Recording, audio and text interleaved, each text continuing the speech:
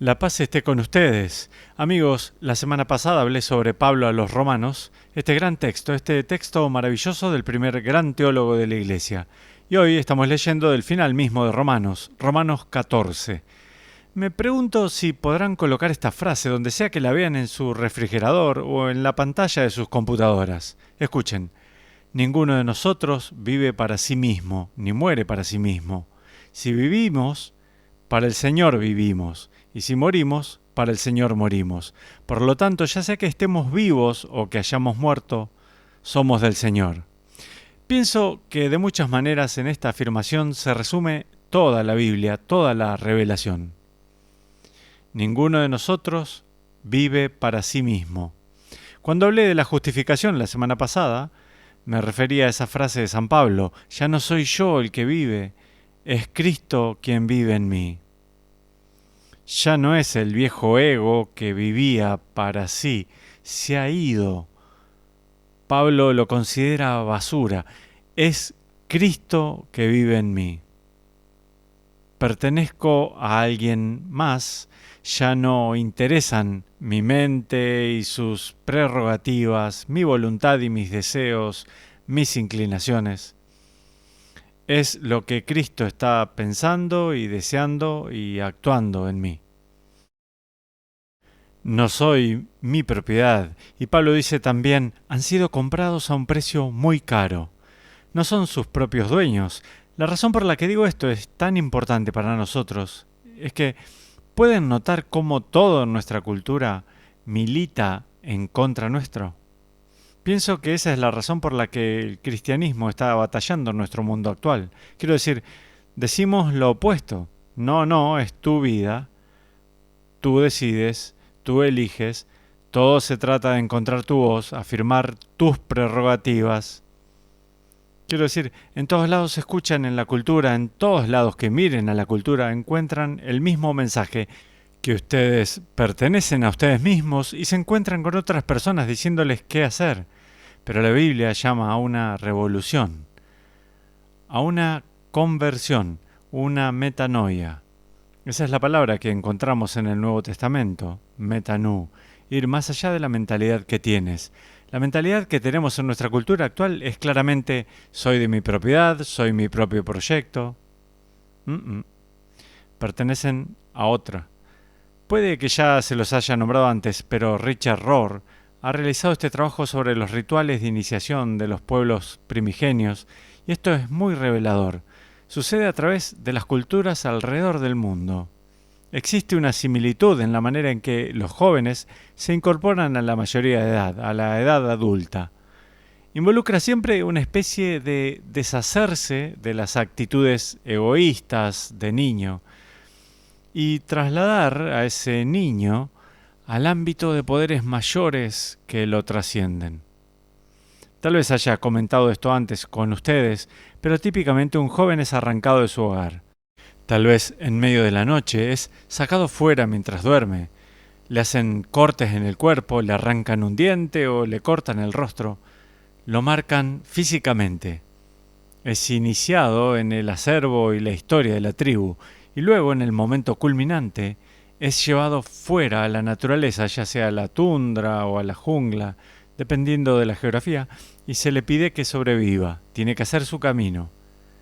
Y solo luego de haber superado este desafío natural, cuando llega al contacto con el poder de Dios, solo entonces regresa a la tribu y funciona como un adulto. Rohr resume esto y quiero yuxtaponerlo con la observación de Pablo. Lo resume en estos principios. El rito de iniciación está destinado a decirle al joven, primero, que la vida es dura. Segundo, que no eres tan importante. Tercero, no estás en control. Cuarto, vas a morir. Y finalmente, tu vida no trata sobre ti. Cada una de ellas, incluso mientras las digo, las he dicho antes, incluso mientras las digo, algo se resiste en mí. Y apuesto a que tienen la misma experiencia. Piensen en eso comparándolo con la actitud de un niño. La vida es dura. Bueno, no lo es para un niño, ¿cierto? Para un niño la vida es fácil, lo cuidan, la gente le trae comida, le dan refugio, lo mantienen abrigado o fresco o lo que necesita. La vida no es dura. No eres tan importante. Bueno, no para un niño. Un niño piensa que es muy, muy importante. Parece ser el centro de atención de sus padres. El mundo parece girar en torno a ellos y sus necesidades. No están en control. No lo sé, un niñito puede llorar y poner cara graciosa o sonreír o lo que sea, y sus padres le darán lo que quiera.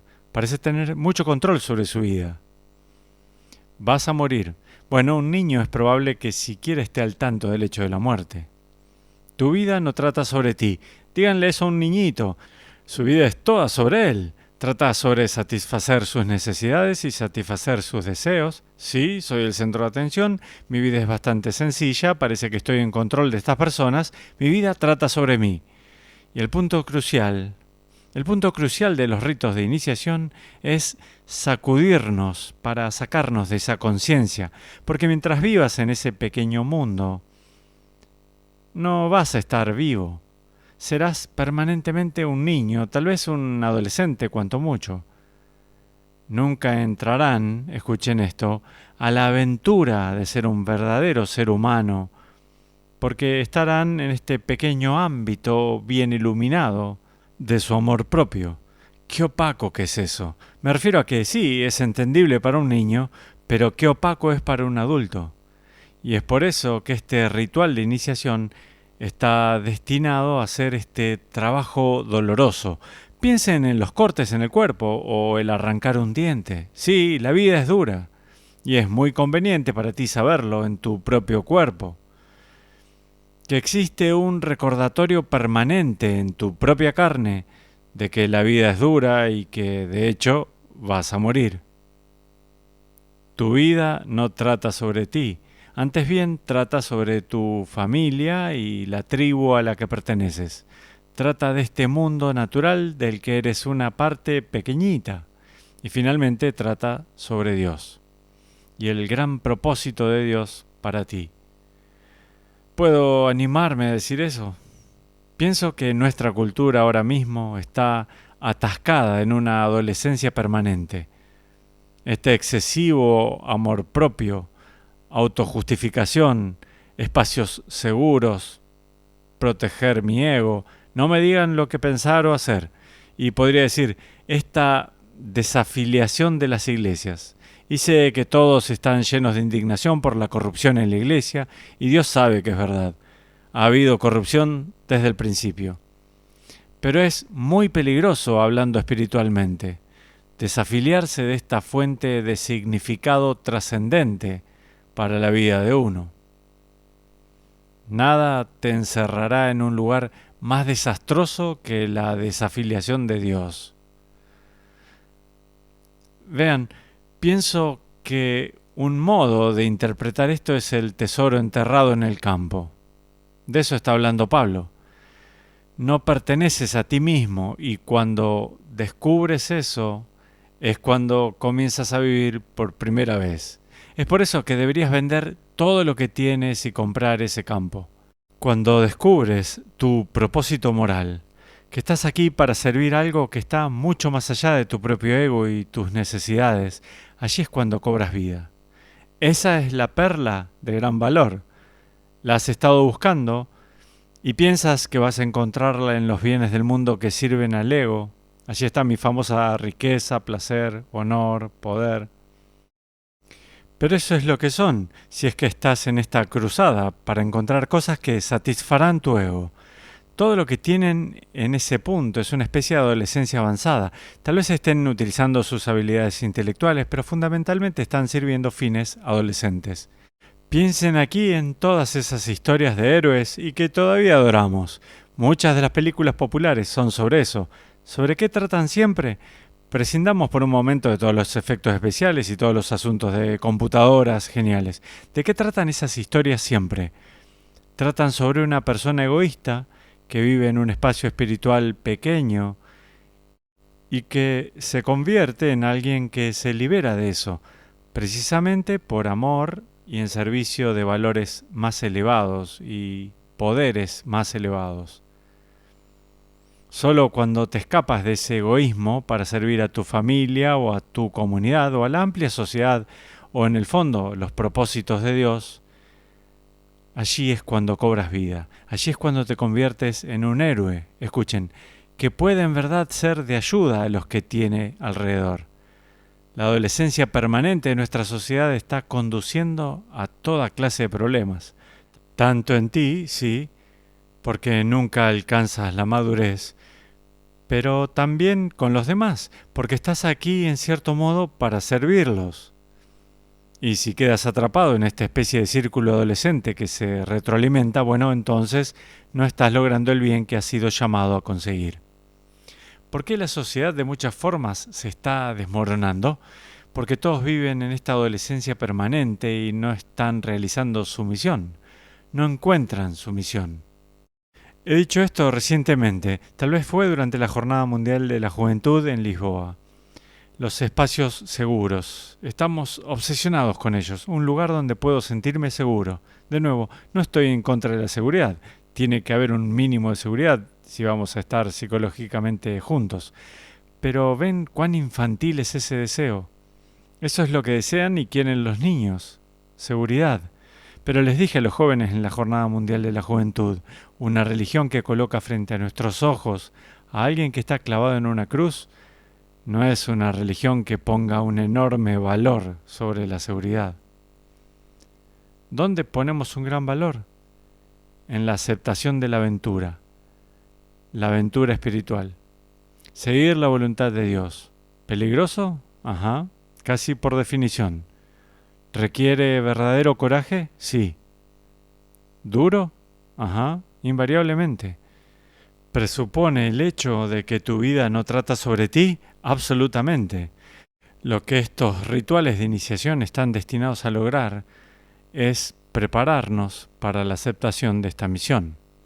¿Puedo cerrar con esto? Esto es de cuando estuve en California. Vi este letrero. Creo que estaban debatiendo la eutanasia o algo en ese momento y había un gran letrero al costado de la autopista que decía: mi vida, mi muerte, mi elección.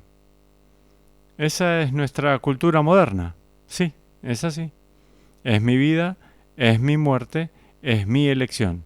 ¿Ven? Primero, qué diminuto es ese ámbito espiritual y qué repugnante es a lo que escuchamos en Romanos 14. De nuevo, ninguno de nosotros vive para sí mismo, ni muere para sí mismo. Si vivimos, para el Señor vivimos, y si morimos, para el Señor morimos. Por lo tanto, ya sea que estemos vivos o que hayamos muerto, somos del Señor. ¿Cuál es la respuesta cristiana a esto? No es mi vida, no es mi muerte y no es mi elección.